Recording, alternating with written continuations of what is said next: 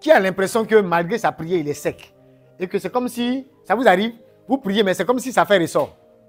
Comme on dit, on dirait que ça ne dépasse pas le toit de ta maison. Qui a déjà senti ça? Comme une forme de sécheresse, non? Lève la main. Si tu n'es pas un ange, tu peux lever la main. Non, de tout ça nous arrive, non? Donc, c'est comme l'histoire de ce porteur d'eau. Alléluia. Dis à ton voisin porteur d'eau. Alors lui, c'est un conte indien. Hein? On dit chaque jour, il avait comme 2 seaux d'eau.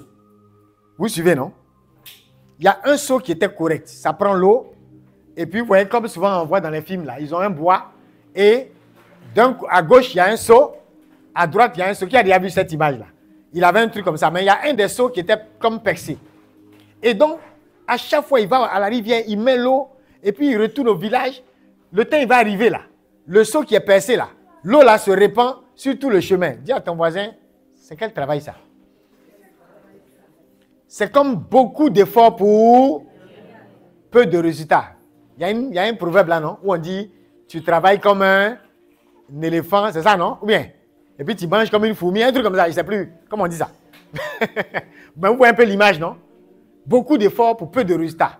Et le monsieur, à chaque fois, c'était ça. Parce que même le seau qui est plein, aussi se verse sur la route. Et il était irrité, il était fatigué de tout ça.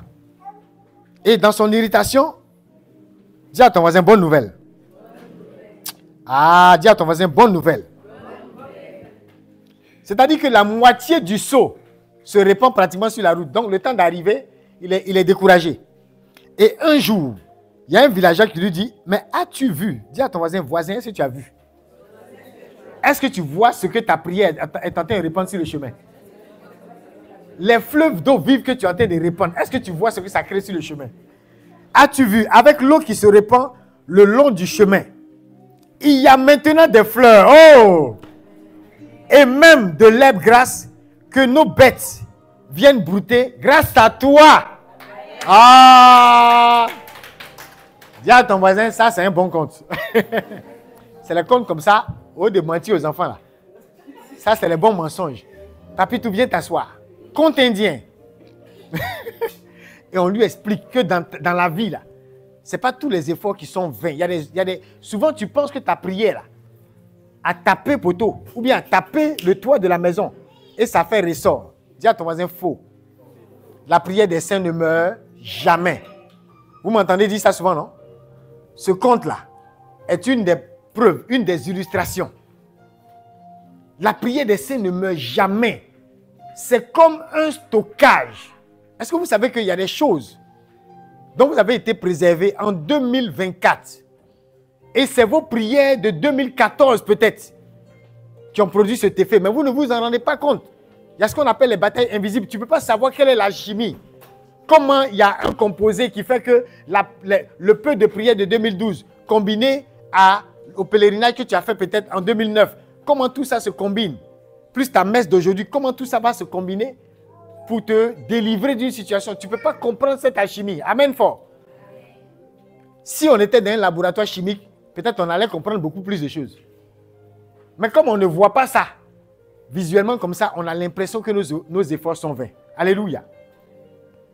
Dis à ton voisin, ne te décourage jamais. Ta prière porte du fruit. Continue comme cette veuve de taper à la porte. Dis à ton voisin, tape, tape, tape. Frappe à la porte. Alléluia. Et on dit quoi? Cette parole lui a remis du cœur à l'ouvrage. Ça veut dire quoi? Il a continué de faire quoi? De puiser. Dis à ton voisin, continue de prier. Est-ce que tu as un sujet pour lequel tu es fatigué de prier? Est-ce qu'actuellement même il y en a? Tu as compris ce que le chanteur t'a dit prophétiquement, non? Tu dois faire quoi après cette prière? Tu dois continuer de soulever les seaux. Dis à ton voisin, le seau est percé, ça ne me regarde pas. L'eau là va produire quelque chose sur le chemin. Oh, quelqu'un ne m'a pas compris. Alléluia. Donc, il y a un père jésuite qui nous rappelle que justement, les 2 seaux représentent comme notre bon et notre mauvais côté. Il interprète en disant, les 2 seaux représentent comme notre bon et notre mauvais côté. Dis à ton voisin, le cri de la bête. Le cri de l'ange, comme disait le curé d'As. Par bon côté, on peut entendre qu'on réussit la mise en valeur de nos talents. Ce que dans la foi, nous aimons présenter au Seigneur. Vous voyez un peu, dans la prière, il faut aussi présenter ça au Seigneur.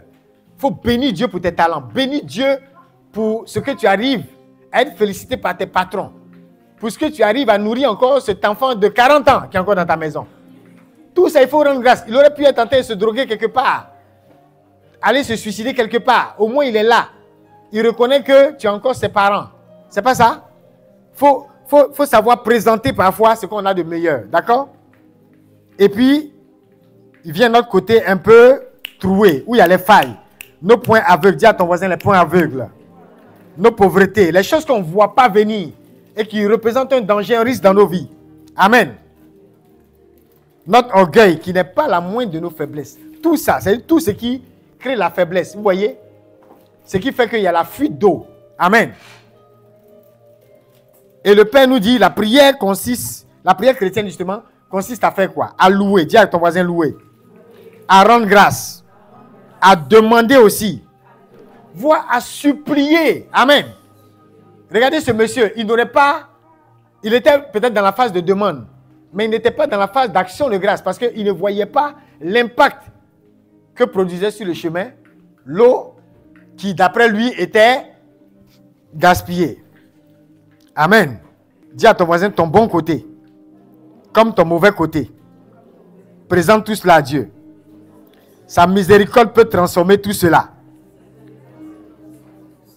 Et vous voyez, finalement, le seau percé a fait que les vaches ont de quoi manger.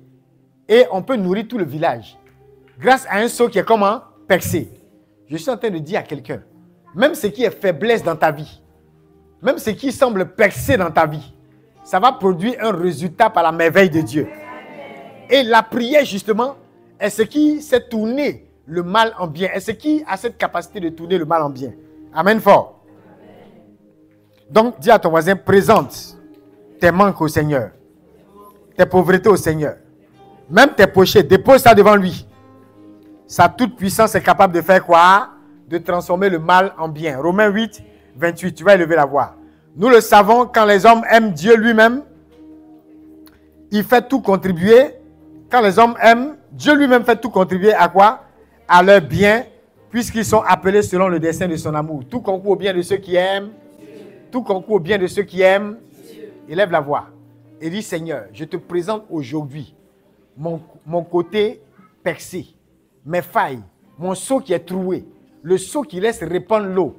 Ce que j'ai trouvé est un gâchis. Même les pertes que vous avez vécues dans vos vies, dans vos familles, les choses qui ressemblent à un échec, comme la croix, qui peut sembler être un échec et qui est pourtant la source d'une puissance extraordinaire pour le salut de l'humanité. Élève la voix. Dis, Seigneur, je te présente mes manques.